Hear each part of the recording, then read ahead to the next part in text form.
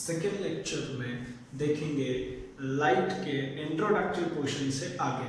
Introductory portion में हमने देखा हुआ है definition of light, then light की कुछ बिहेवियर्स एंड उनमें से हमने फर्स्ट बिहेवियर को, फर्स्ट प्रॉपर्टी को स्टार्ट किया था, दैट इज रिफ्लेक्शन। रिफ्लेक्शन में हमने पढ़ा definition of reflection, reflection through regular and irregular surfaces.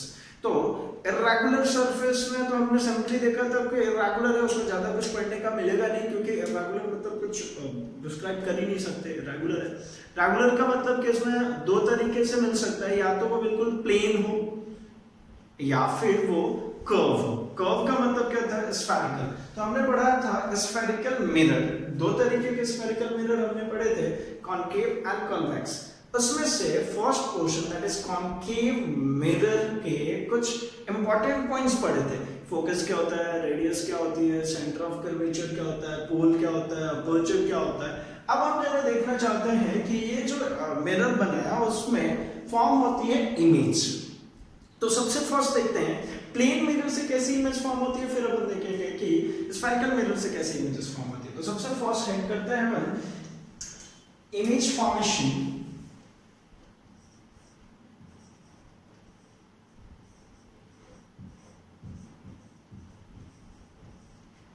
Image formation by plane mirror.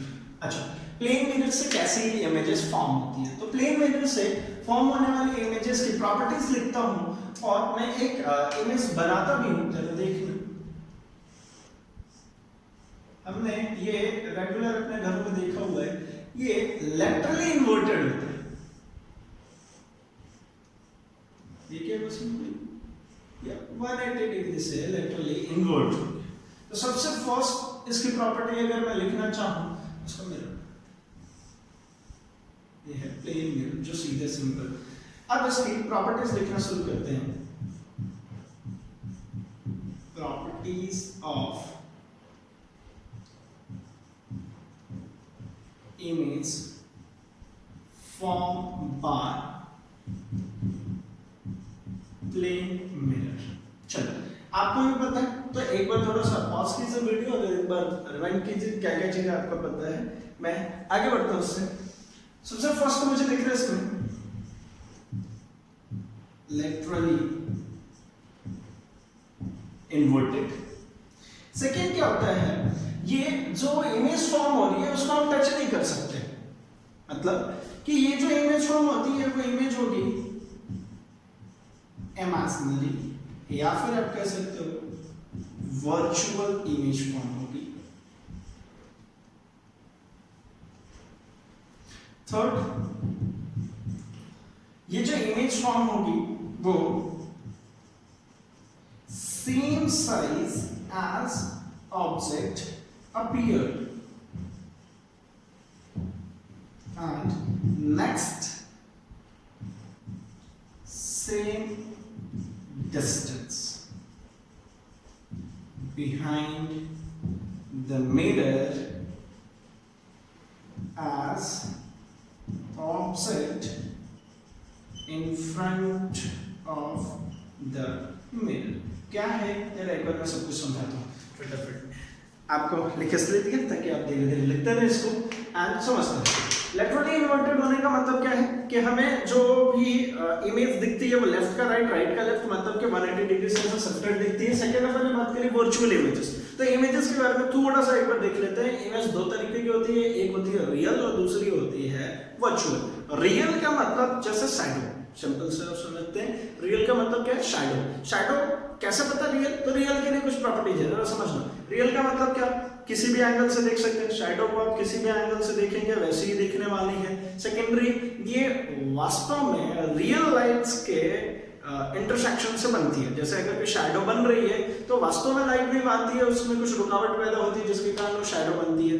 Third point ये बोल सकते हैं कि जो रियल इमेज होती है वो किसी फिल्म पे, किसी पर्दे पे, किसी स्क्रीन पे ली जा सकती है। फाइन। लेकिन अगर उसी की जगह पे हम बात करते हैं वर्चुअल की, तो वर्चुअल सबसे फर्स्ट चीज है कि उसको टच नहीं कर सकते। भाई रियल और वर्चुअल का सबसे बड़ा चीज है, रियल क्या होता है इसको टच कर सकते हैं, वर्चुअल क्या होता है इसको टच नहीं कर सकते। वर्चुअल को सिर्फ और सिर्फ एक पर्टिकुलर एंगल से ही देखा जा सकता है, हर एंगल से वो सेम नहीं दिखती है। जैसे जरा समझते हैं, कार में जो साइड मिरर लगा होता है उसमें ड्राइवर को कुछ और इमेज दिखती है और जो को पैसेंजर होता है उसको कुछ अलग इमेज दिखती है। मतलब क्या, एंगल चेंज करी तो हमको इमेज चेंज होगा। अब आप समझिए, मिरर तो इतना ही छोटा सा था, उसमें एक साथ 2, 3, 4 तरीके की इमेजेस कैसे दिखना पॉसिबल है? नहीं है, रियल में ये चीज पॉसिबल नहीं है। मतलब वो कैसी है भाई, इमेजिनरी है। सेकेंडरी अपन इसकी बात करते हैं वर्चुअल की।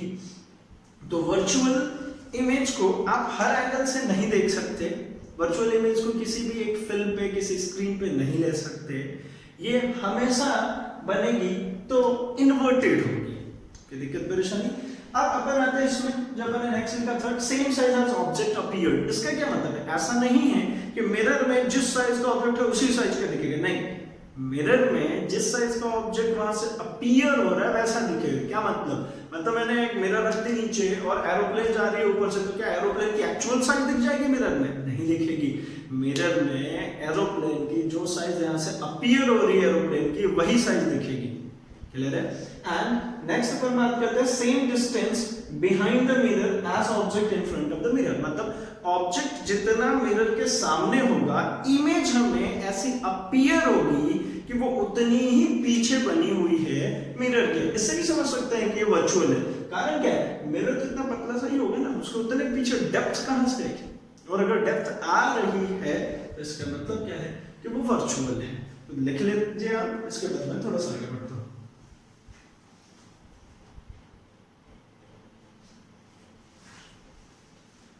अब हम जरा देखते हैं कि इमेजेस के लिए एक छोटा सा, कई बार तो आपने ऐसी मैजिक देखी होगी, करा भी होगा बहुत बार, कि 2 प्लेन मिरर ले लिए और आमने सामने रख दिए, तो फिर आपको बहुत सारी इमेजेस बनती हुई दिखती है। या फिर अगर अपन बात करते हैं हेयर ड्रेसेस वाले जो लगाते हैं 2 मिरर, एक आगे और एक पीछे, जिसमें पीछे के भी व्यू दिखता है, तो उसको एक पर्टिकुलर एंगल पे लगाते हैं। क्या होगा अगर दोनों को सामने सामने लगा दिया? क्यों करते हैं उसको एंगल वाइज? तो जरा इसको समझते हैं। हम एक और टॉपिक आगे बढ़ते हैं। Number of images formed by 2 plane mirrors। कैसे? जरा देखिए, मैं ऐसा करना चाहता हूं कि एक मिरर इधर रख दिया और दूसरा मिरर इधर रख दिया। फाइन, तो क्या होगा जरा समझिएगा। अगर मैंने कोई एक ऑब्जेक्ट रखी हो यहां पे, सपोज मैंने यहां पे रख दी, तो इस ऑब्जेक्ट की इमेज इसमें फॉर्म होगी और इस मिरर में ये मिरर सहित ये ऑब्जेक्ट फॉर्म हो रहा होगा। फिर ये पूरी की पूरी मिरर इसमें भी फॉर्म होती हुई दिख रही होगी, फिर ये पूरा का पूरा इसमें फॉर्म होता हुआ दिख रहा होगा। मतलब क्या है? ये पहला वाला मिरर,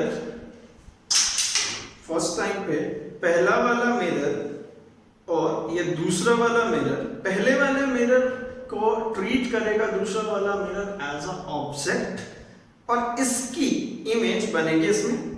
फिर अब जरा समझते हैं, इसमें इमेज फॉर्म हो चुकी है, अब ये एज ऑब्जेक्ट ट्रीट होगा और इसमें बनेगी इसकी इमेज। फिर क्या होगा? फिर ये एज ऑब्जेक्ट ट्रीट होगा, इसमें बनेगी इमेज, फिर ये एज ऑब्जेक्ट ट्रीट होगा इसमें। मतलब दोनों में बहुत सारे इमेजेस बनेंगे। तो ये बहुत सारे कितने होंगे? इसके लिए हम देखते हैं, एक फॉर्मूला है बहुत ही सिंपल सा, number of images n is equals to 360 upon theta। 2 case है।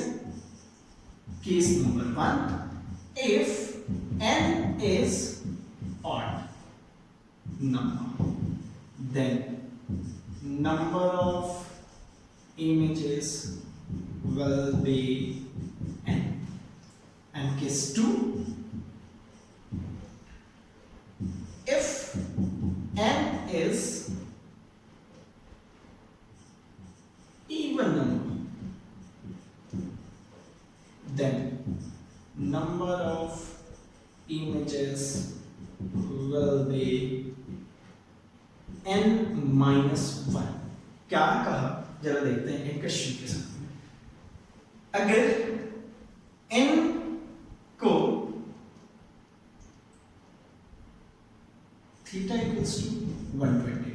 मतलब दो मिरर्स 120 डिग्री पे ऐसा रख दिया, इनके बीच में कितने का एंगल 120 डिग्री। अगर ये दोनों के बीच में 120 डिग्री एंगल है दो मिरर्स के बीच में, तो नंबर ऑफ इमेजेस कितने होंगे, n equals to 360 upon theta. Theta मतलब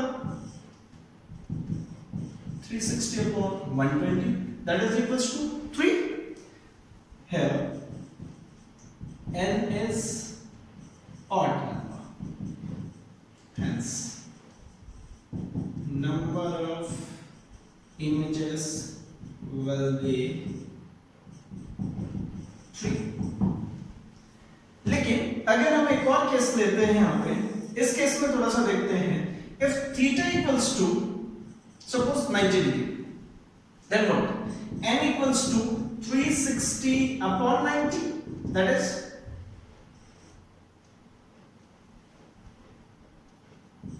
4. Now,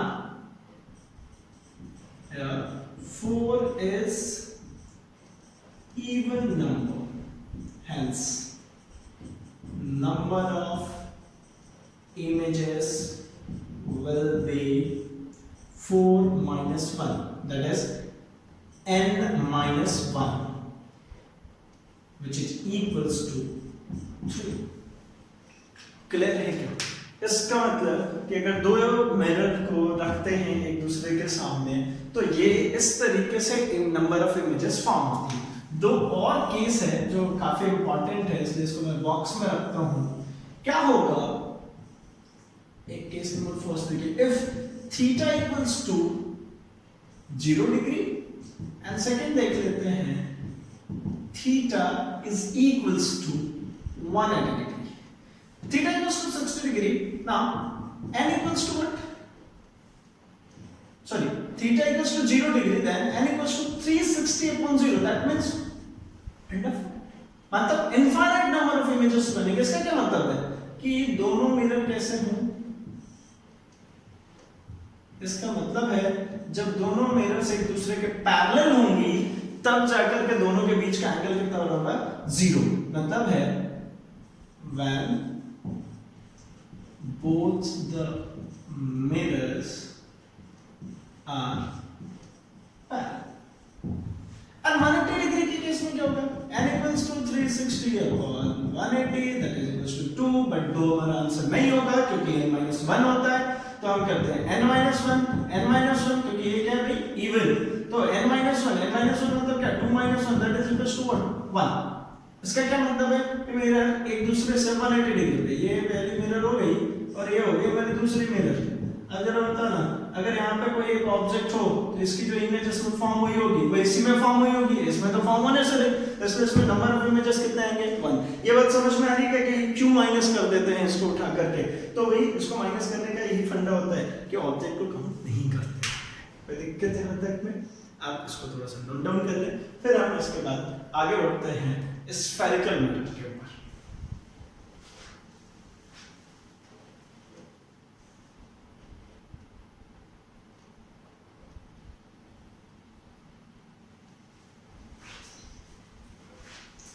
फाइन, अब हम थोड़ा सा बात करते हैं स्फेरिकल मिरर को।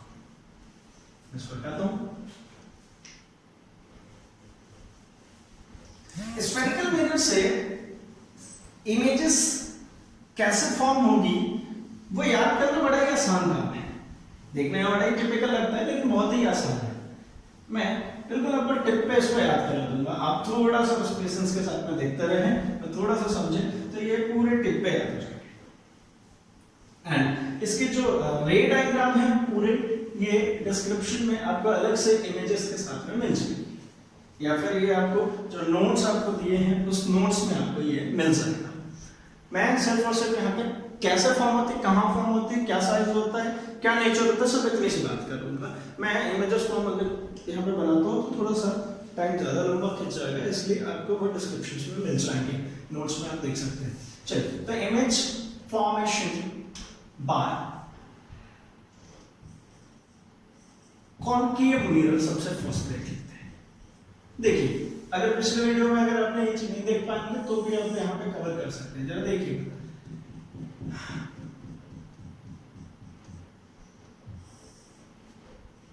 कॉनकेव केव याद होगा, पिछले दिन अपन ने बात करी है केव, गुफा, यह है केव।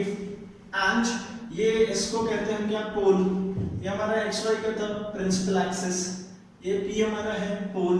अब इसमें हम कुछ और मार्किंग्स बनाते हैं। तो एक हमारा यहाँ पर होता है सेंटर ऑफ कर्वेचर, जिसका ये पूरा स्फीयर बनेगा, उसका एक पॉइंट में सेंटर होगा, इसलिए इसको कहते हैं हम सेंटर ऑफ कर्वेचर। एंड अगर कोई इनफाइनाइट से लाइट बीम आती है तो वो जिस पॉइंट पे इंटरसेक्ट करती है, इनफाइनाइट से आएगी पैरेलल टू प्रिंसिपल एक्सिस, तब रिफ्लेक्शन के बाद जिस पॉइंट पे इंटरसेक्ट करती है उसको हम कहते हैं क्या, फोकस। बस इतनी सी बात याद रखनी है आपको। क्या क्या याद रखनी है, देखिए P पोल, फोकस, सेंटर। अच्छा, इधर कहां तक मैक्सिमम देख सकते हो, तो भैया बोलते हैं इनफाइनाइट तक। इधर कहां तक, तो इधर भी इनफाइनाइट तक, कोई दिक्कत नहीं, लेकिन इसकी कोई जरूरत नहीं है, हटा। बस देखिए एक टेबल बनाता हूं, सीधे नंबर यहाँ पे ऑब्जेक्ट एट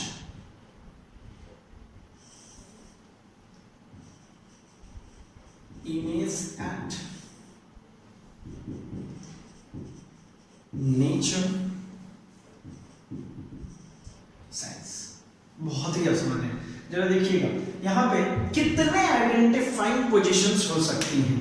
आइडेंटिफाइंग पोजीशन का मतलब क्या बोलना चाह रहा हूँ कि जैसे मान लीजिए कि हम अपने घर से निकले, एक ऐसे फ्रेंड के घर जा रहे हैं जिसका हमको एड्रेस नहीं पता, मतलब उसका एग्जैक्ट लोकेशन नहीं पता घर का, तो उसने मेरे को क्या ऐसे बताएगा, उसने मेरे को रास्ते में 2-3 लैंडमार्क्स बता देगा, भाई आप थोड़ा सा घर से चलोगे अपने तो ये एक पोजीशन पड़ेगी, फिर एक ये, फिर एक ये, इसके बाद मेरा घर पड़ेगा। चलो मैं एक एग्जांपल लेता हूँ। मैं घर से निकला, उसने मेरे को एक चीज बताया कि भाई सबसे पहले एक पेट्रोल पंप पड़ेगा, पेट्रोल पंप के बाद में आओगे तो आपको एक स्कूल पड़ेगा, एंड स्कूल के बाद आप सीधे सीधे चलते आओगे तो मेरा घर मिल जाएगा। मैं निकला सीधे, तो मेरे को जैसे ही मैं घर से निकलने वाला था वैसे उसने मेरे को फोन किया, तो मैं क्या बोलूंगा कि भैया मैं कहाँ हूँ, घर पे। फिर थोड़ी देर बाद फिर से उसने फोन किया, काफी अच्छा दोस्त है, बार बार पता कर रहा है, तो फिर बाद में फोन किया कि भाई तुम पेट्रोल पंप तक पहुंच गए। मैंने बोला नहीं, मैं अभी घर और पेट्रोल पंप के बीच में हूँ। मेरे को कैसे पता पेट्रोल पंप, तो उसने बताया था पहले पेट्रोल पंप पड़ेगा, पेट्रोल पंप अभी तक मेरा नहीं आया, तो मैं यही बोलूंगा ना कि मैं घर और पेट्रोल पंप के बीच में हूँ। फिर उसके बाद क्या होगा, मैं खुद ही पहुंचा पेट्रोल पंप पे, तो मैंने खुद फोन लगा लिया, भाई मैं पेट्रोल पंप तक पहुंच गया। फिर इसके बाद उसने थोड़ी देर बाद फिर से फोन लगा लिया, तो फिर मैं क्या बोलूंगा, भाई पेट्रोल पंप और स्कूल के बीच में हूँ, कहीं पर भी, ये मेरे को पता ही नहीं ना, इस बीच में कहीं पर भी रहूंगा। ये बात ध्यान रखें, बीच का कहने का क्या मतलब है कि मुझे नहीं पता, ये कहीं पर भी रह सकता हूँ, यहाँ भी, यहाँ भी, यहाँ भी, यहाँ भी, यहाँ भी, कहीं पे भी, लेकिन मैं स्कूल पे नहीं हूँ। फिर उसके बाद क्या बोलूंगा, जब स्कूल पहुंचूंगा मैं बताऊंगा। फिर उसके बाद मैं बोलूंगा भाई स्कूल से निकल गया तुम्हारे घर के बीच में।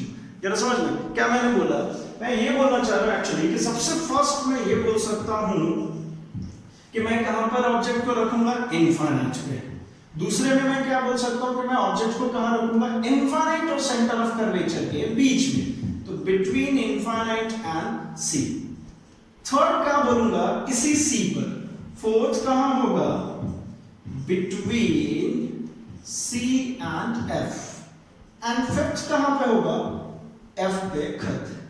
एंड सिक्स्थ, ये एक्सेप्शनल केस है, सिक्स्थ एफ और पी के बीच में,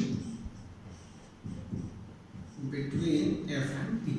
अब जरा समझिए क्यों लिखा था, क्या आप बोलना चाहते हैं, तो कुछ नहीं, बहुत ही आसान सा तरीका है। ये 3 पॉइंट रख लिया, ये हमारा हो गया इनफाइनाइट, ये सेंटर, ये फोकस, और इसको पोल माना है। सबसे पहले कहा इनफाइनाइट, फिर इन दोनों के बीच में, फिर उसके बाद यहाँ पे कहाँ गए, सेंटर, फिर सेंटर और फोकस के बीच में, फिर फोकस पे, फिर फोकस और पोल के बीच में। और मैं पोल पे कभी नहीं जा सकता, क्योंकि पिछले लेक्चर में आपको याद हो, पिछले दिनों हमने पढ़ा था कि ये बिल्कुल मिड पॉइंट होता है, मिरर के बीचों बीच होता है, वहां पे हम कभी नहीं पहुंच सकते। तो ये पूरी पॉइंट्स को याद रखने का बहुत ही आसान सा तरीका है। थोड़ा सा लंबा हो रहा है वीडियो, लेकिन इसको जरा देखिएगा तो आपको समझ में आएगा। मैं इसको मार्क कर लेता हूँ इनफाइनाइट, इस पे मैं लिख लेता हूँ सी, इसमें मैं लिख लेता हूँ एफ, इस पे मैं लिख लेता हूँ पी। देखिए सिंपल है ना। तो ये आपकी तरफ से उल्टा दिख रहा है, ऐसा करूंगा तो मेरे सीधा दिखेगा। तो आपको सिंपली याद रखना क्या है भाई, ये इनफाइनाइट, फिर ये कौन सी जगह है, इनफाइनाइट और सी के बीच में, सी पर, फिर C और F के बीच में, फिर F पर, फिर F और P के बीच में, और P पे कभी नहीं पहुंच सकता। सिंपल, ऐसा याद रखिएगा। अब करना क्या है, जरा देखिए, ये ऐसे फिंगर्स पे से मार्क कर लीजिएगा, एक दिन में बिल्कुल उसी समय याद हो जाएगा और कभी नहीं भूलेंगे। ये पूरे होने के बाद आपको कुछ नहीं करना है, याद करने का बहुत ही आसान सा तरीका है। एक केस याद रखिए, मैंने क्या बताया था इनफाइनाइट वाले केस में, कि अगर कोई ऑब्जेक्ट इनफाइनाइट से अगर कोई पैरेलल लाइन में आती है तो जिस पॉइंट पे कट करती है प्रिंसिपल एक्सिस को, उसी को फोकस करते हैं। मतलब क्या हुआ कि अगर ऐसे ही पैरेलल टू प्रिंसिपल एक्सिस कोई लाइन में आ रही है तो कहां से होकर के जाएगी भाई, तो वो होकर के जाएगी फोकस से। तो अगर इनफाइनाइट का ऑब्जेक्ट हो तो कहां बनेगी इमेज, फोकस पे। ठीक है, अब एक चीज समझिए, आपको करना कुछ नहीं होता है, ये 5 तक लिखा, 6 मैंने बोला था एक्सेप्शन केस है, इसको हटा दो, यहां से लिखना शुरू कर दीजिए। ये 5 4 3 2 1, क्या करना है देखिए, ये फिफ्थ वाला क्या है, फोकस लिख दिया, फोर्थ वाले में क्या है, बिटवीन C एंड F। तो आप एक काम करो, इसको कैसे लिख लो, F एंड C, क्योंकि मैं वही बताता हूं क्यों बोल रहा हूं। C पर रखा हो तो कहां बनेगा, एट C। अगर सेकंड, फोर्थ का कौन सा है, सेकंड, सेकंड मतलब कहां पे बनेगा भाई, between C and infinite, and first infinite. क्या कर रहे हैं देखिए, अगर ये इनफिनिट पे हो ऑब्जेक्ट, फर्स्ट पोजीशन ये था, तो फर्स्ट इमेज कहां बन रही थी, सेकेंड, ये अगर इन दोनों के बीच में हो तो इसको एक लेफ्ट शिफ्ट करना है, ये थर्ड यहां पे, तो इसका भी थर्ड यहीं पे। क्या लिख रहा हूं, क्या बना रहा हूं, जरा देखिएगा, ऑब्जेक्ट को आपको राइट हैंड शिफ्ट करना है और इमेज को आपको लेफ्ट हैंड शिफ्ट करना है, एक एक स्टेप। ये थर्ड तो थर्ड, ये इसके बाद कौन सा पोजीशन, फोर्थ, तो इसका फोर्थ, चूंकि मैं देखो किधर बढ़ना है, लेफ्ट, तो ये हो गया फोर्थ। ये कौन सा पोजीशन भाई, ये हो गया मेरा फिफ्थ, तो इसका भी कौन सा आ गया, फिफ्थ। मतलब जरा देखें, फर्स्ट का फिफ्थ, सेकंड का फोर्थ, थर्ड का थर्ड, फोर्थ का सेकंड एंड फिफ्थ का फर्स्ट, ऐसा। ये बिल्कुल बहुत ही आसान है, और ये इसी का इसी। फाइन, अब जरा इसमें देखिए क्या कर रहा कि भाई जैसे जैसे जैसे जैसे ऑब्जेक्ट इसके पास में जाएगा, इमेज वैसे वैसे वैसे वैसे दूर चली जाएगी। अब जब दूर जाएगी तो एक बात बताइए, जब बहुत दूर रहेगी ऑब्जेक्ट तो कैसे दिखेगी, छोटी, छोटी मतलब बहुत ही छोटी, इनफाइनाइट पर रखी, मतलब बहुत ज्यादा दूर रखी, तो मैं कैसा बोलूं, हाईली डिमिनिश्ड। डिमिनिश्ड का मतलब होता है छोटा, स्मॉल, पॉइंट साइज। इसका क्या मतलब होता है, पॉइंट साइज। अच्छा, कैसे पॉइंट साइज, ठीक है, स्टार्स कितने दूर है, कैसा दिखता है, बिल्कुल पॉइंट। इसके बाद एक ऑर्डर है इसका, देखिए, पॉइंट साइज मतलब हाईली डिमिनिश्ड, फिर इसके बाद कैसा, डिमिनिश्ड मतलब स्मॉल लिख सकते हैं, फिर इसके बाद कैसा, सेम साइज, फिर इसके बाद लार्ज, फिर इसके बाद हाईली इनलार्ज। जरा समझना, बहुत ही आसान सा हो रहा है, पॉइंट साइज छोटा बराबर बड़ा बहुत बड़ा, क्या, पॉइंट साइज छोटा बराबर बड़ा बहुत बड़ा, बिल्कुल ऑर्डर में, तो एकदम पॉइंट साइज है, थोड़ा छोटा है, बराबर हुआ, बड़ा हुआ और बहुत बड़ा। और इसमें तो एक कॉपी पेस्ट करनी है, पता है क्या, ये जितनी भी इमेजेस बनेंगी वो सब होंगी रियल एंड इन्वर्टेड। इन्वर्टेड मतलब उल्टा, रियल मतलब जो इमेज बनेगी वो एक्चुअल में इमेजेस फॉर्म होंगी, तो real and inverted. Sixth section case है, तो मैं एक बना के बताता हूं कि ये इमेजेस बनती कैसे है। फाइन, देखिए मैं एक केस बना देता हूं इसमें।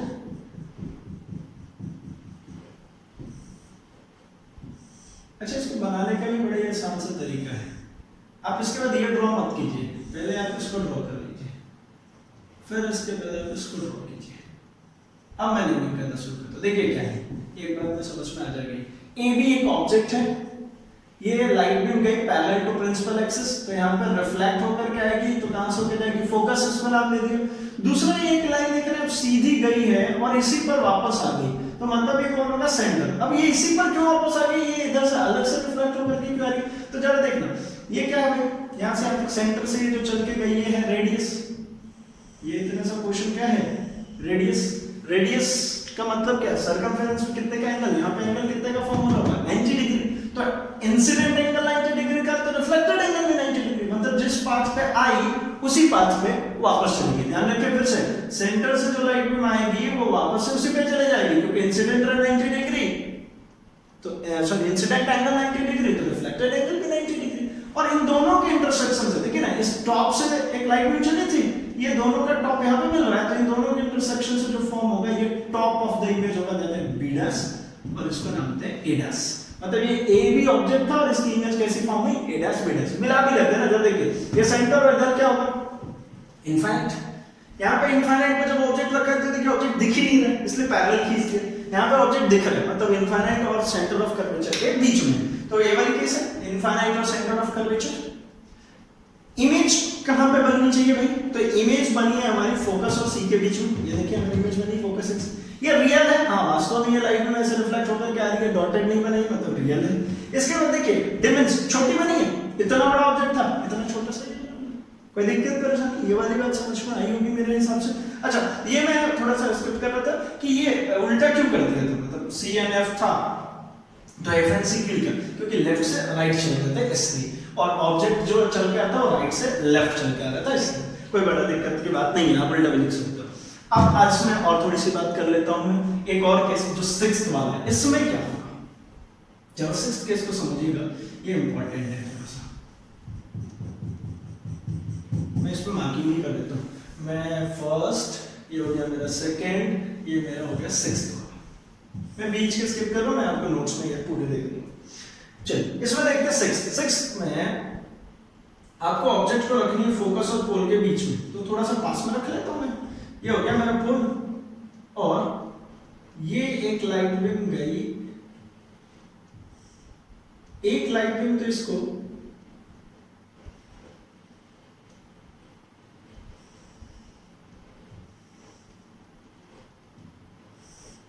समझ गए आपने कि ये लाइट बीम गई और ये इसी पर वापस आ गई, मतलब ये हो गया मेरा सेंटर। अच्छा अब ये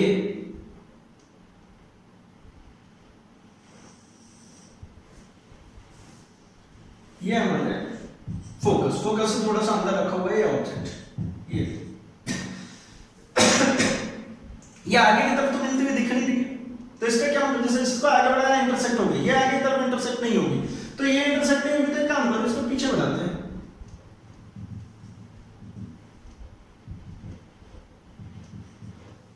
तो मैंने को क्या दिख रहा है कि ये दोनों यहीं पे इंटरसेक्ट होती हुई दिख रही है, ये टॉप था, तो मतलब ये हो गया मेरा बी डैश और ये हो गया मेरा ए डैश। अब एक चीज देखिए, ये किधर बनी है भाई, मिरर के पीछे, और मिरर के पीछे बनने का मतलब क्या है, रियल है नहीं, रियल लाइट मींस तो ये लाइट ये गई थी फोकस होकर के लौट आई, ये जो सेंटर से गई थी ये लौट आई, ये रियल तो नहीं है। मतलब यहाँ पे जो व्यूअर होगा,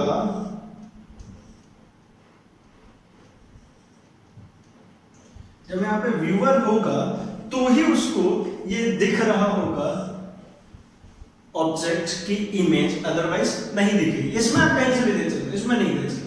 तो जरा इसके लिए लिखते हैं, ये कहां बनी है भाई, तो ये बनी है बिहाइंड द मिरर। अच्छा और कैसी बनी है, तो वर्चुअल एंड इरेक्ट। जनरली ये दो चीज तो याद रखो, रियल हो तो इन्वर्टेड होगी और वर्चुअल है तो इरेक्ट होगी नॉर्मली, फाइन। अच्छा इसके बाद ये कैसी बनी है, तो ये बनी है इनलार्ज, मतलब ये कैसी बनी है भाई, बड़ी बनी है, ये बड़ी बनी है, छोटी नहीं बन सकती कभी, कोई दिक्कत परेशानी। इसको थोड़ी देर के लिए मैं पॉज करके इसको नोट डाउन कर लीजिए।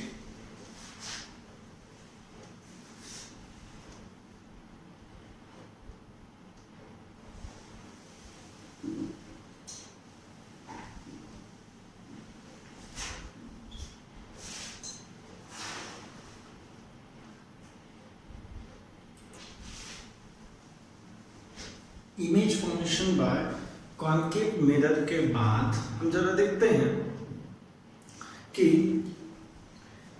Distance of image, distance of object और फोकल लेंथ, इनके बीच में क्या रिलेशन है। इसको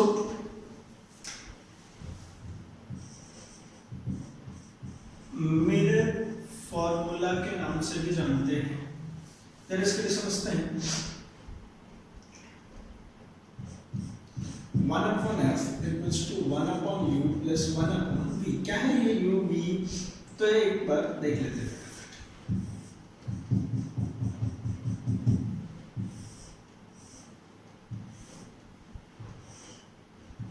ये एक ऑब्जेक्ट है ए बी, इसकी यहाँ पर एक इमेज फॉर्म हुई है ए डैश बी डैश, ये हमारा सेंटर, ये हमारा फोकस। अब मैं इसमें पूरे मार्किंग्स बनाता हूँ फटाफट। देखिए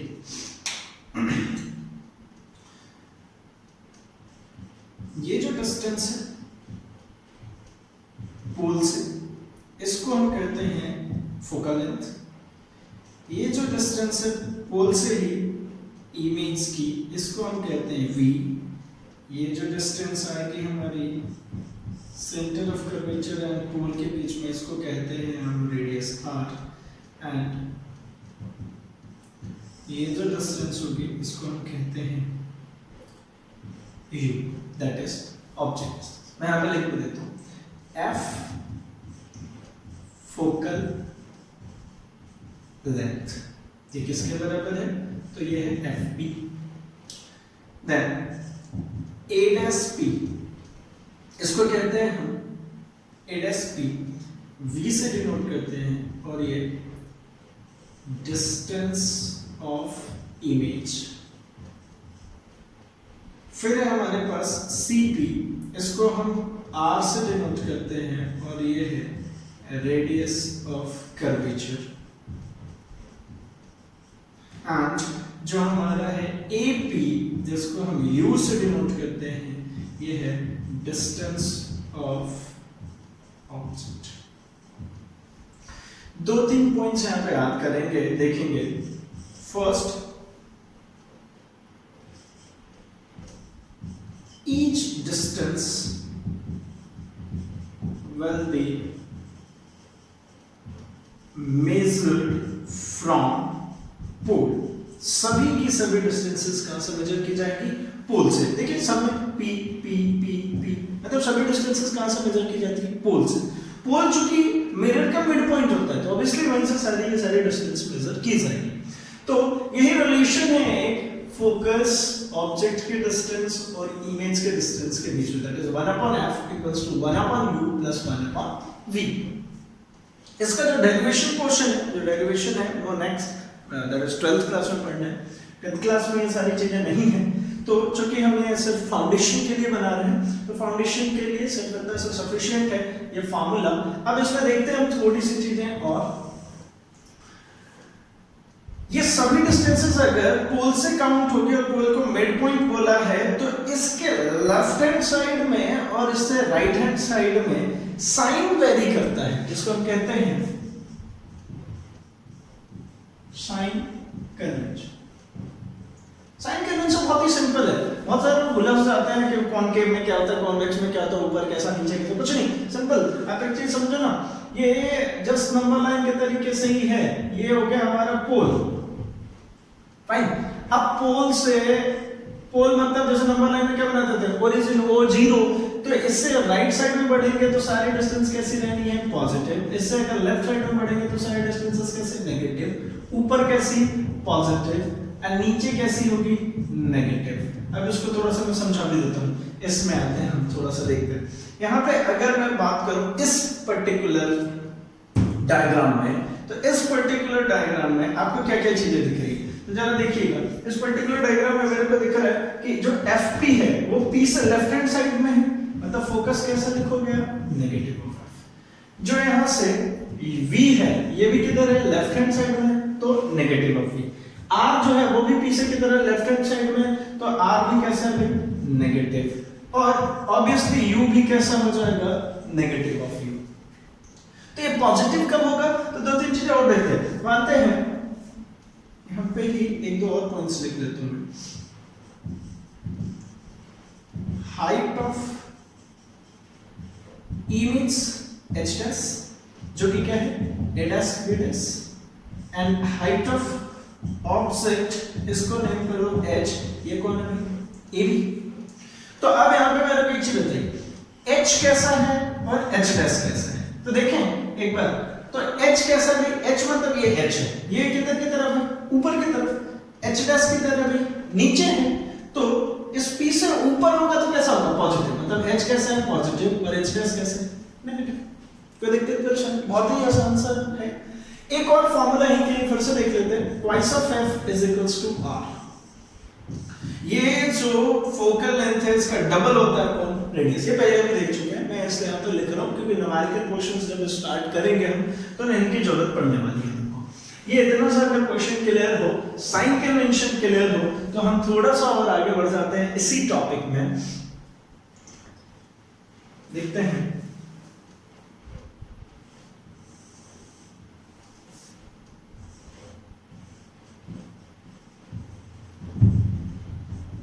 मैग्निफिकेशन। मैग्निफिकेशन का मतलब ये इमेजेस जब बन रही थी पिछले वाले में देखा था बनने के नंबर, जैसे इमेजेस फॉर्म हो रही है तो इमेजेस इनलार्ज हो रही है, छोटी हो रही है, बड़ी हो रही है। ये छोटी बड़ी इमेजेस होने को ही हम क्या कहते हैं भैया, मैग्निफिकेशन। मैग्निफिकेशन का मतलब है इट इज जूम करना, जूम करना, जूम कर दिया, zoom in zoom out, that is magnification. तो इसके लिए मैं लिखता हूं it is the ratio of